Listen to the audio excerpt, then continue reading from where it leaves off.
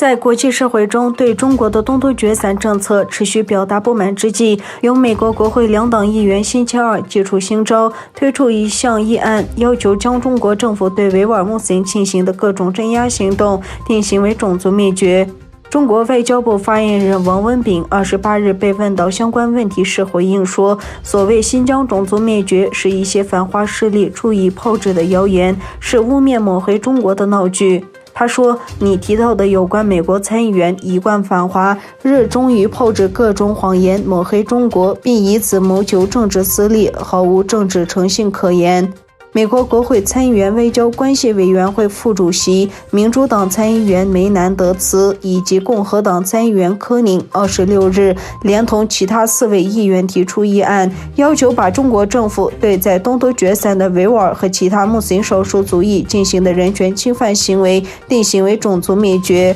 尽管近年来中国侵犯维吾尔人的身份和文化的行为受到国际社会的批评，但中央政府说这些指控是谎言。中国当局拒绝联合国官员要求对该地区进行自由调查以获取直接情报的请求。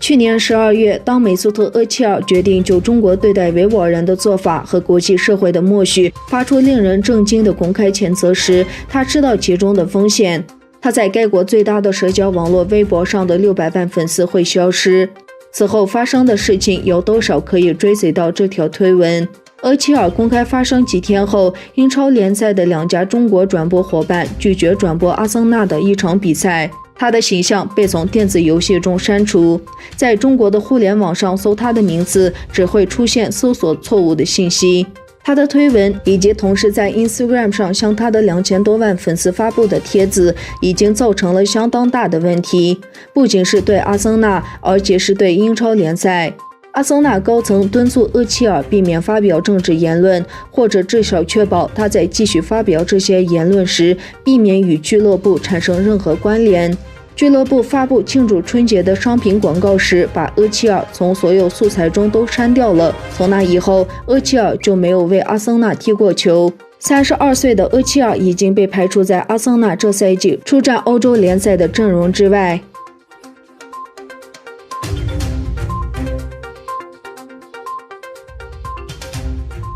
根据德国政府的报告，全世界针对宗教自由的压力正在增加。根据德国政府第2份题为《世界宗教自由状况》的报告，在世界范围内实践宗教自由和不同世界观的压力越来越大。在报告的介绍中，德国政府的世界宗教自由官员马库斯·格鲁贝尔也谈到了中国对维吾尔穆斯林的压迫和同化政策，并用了特别引人注目来评估维吾尔人的处境。格鲁贝尔说，我要求联合国就维吾尔人的状况发表一份独立报告，欧盟也应通过与中国进行决定性对话来解决宗教和信仰自由。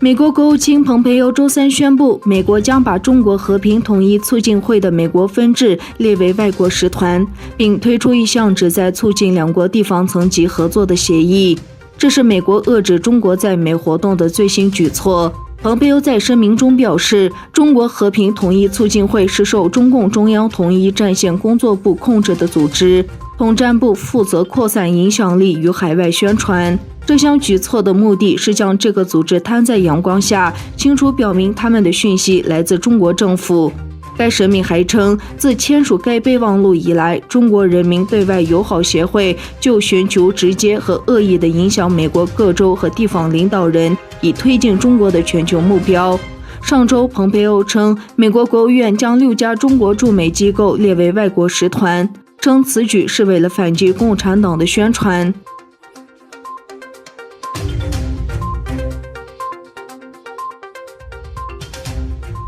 美国国务卿蓬佩奥指责中国为斯里兰卡带来了不良交易和腐败。在斯里兰卡进行正式访问的蓬佩奥，在与同行迪内时的联合新闻发布会上批评中国政府在斯里兰卡的活动。他说，我们看到中国是不良交易、陆地和海洋上的违法行为以及侵犯主权的争夺者。但是美国采取不同的方式，我们是伙伴和朋友。同时，蓬佩奥还与斯里兰卡总统就斯里兰卡与美国的经济合作交换了意见。蓬佩奥在结束印度访问后来到斯里兰卡，他将访问马尔代夫和印度尼西亚。